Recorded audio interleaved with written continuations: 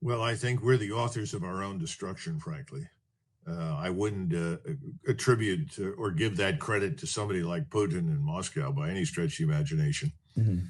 But, you know, to come to your point, I just finished writing something that will be published tomorrow in the American Conservative that effectively addresses this. And if you understand that Russia is not leaving Ukraine, that's number one. They're not withdrawing. They're not going to pull up stakes and leave.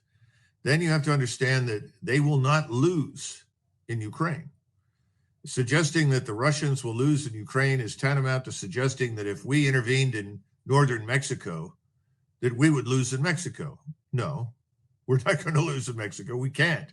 They can't, because we're near everything. In other words, our airfields, our ports, our logistics, our intelligence, everything sits in close proximity to Mexico. If we decide to go in there, we're going to do pretty much whatever we want and stay as long as we like. I think that's the case for Russia and eastern Ukraine.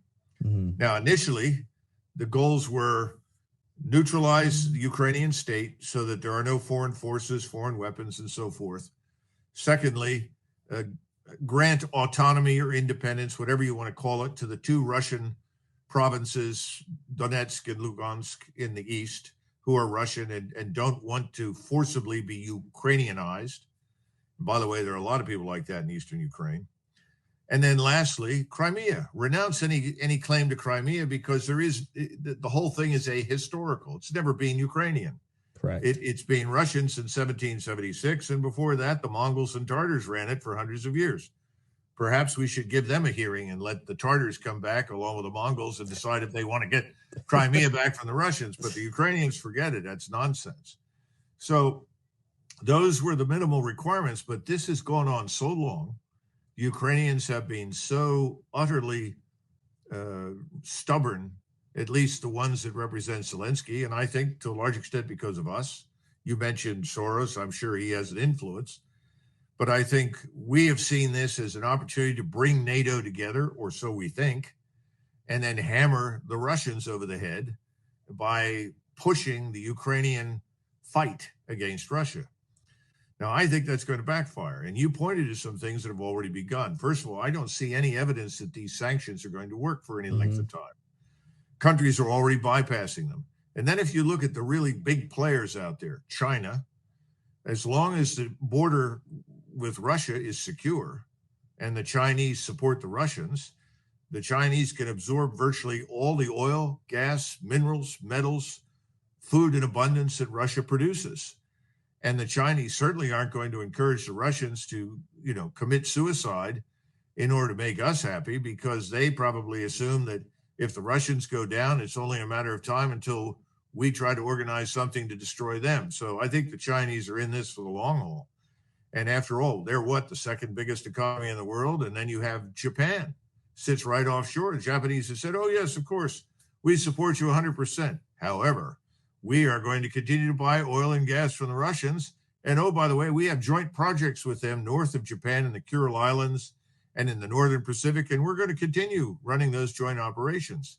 Well, Japan is the third largest or second largest economy? I mean, take your pick. Then you have the Germans, and the Germans have never been comfortable with this. The Germans have not felt threatened by the Russians, and with good reason. The Russian military is simply too small to threaten Europe.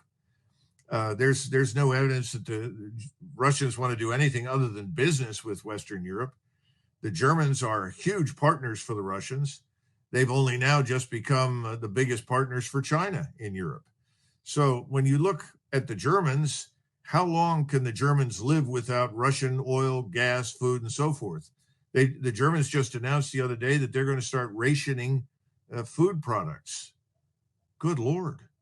Is Germany at war? I don't think so. And how long will that go? How well will that go down with the German population? They're saying they're going to pay into this Gazprom operation and have their money turned into rubles in order to pay for the gas. We'll see how long that goes. But I don't see the Italians being very excited over this, and they're the next largest consumer of these Russian products. Then you have to look at the Netherlands and Belgium, even the Czech Republic, Austria, Hungary, even though Austria is not NATO. All of these states have much more at risk in this whole proposition than we do. Remember that the only reason we're miserable right now dealing with gas problems is because of Mr. Biden and his administration, who decided it was in the interests of the world that the United States stop being the number one energy producer. So we're suffering unnecessarily and probably will continue to do so under him. But we've also got serious problems now in agriculture because we're not getting the fertilizer we need. And there are a whole number of products associated with petroleum that are produced in this country that are vital, not just to agriculture, but to so many other things. So we've shot ourselves in the foot. And then, of course, we printed all of this money. Russia does not have this odious debt that we do.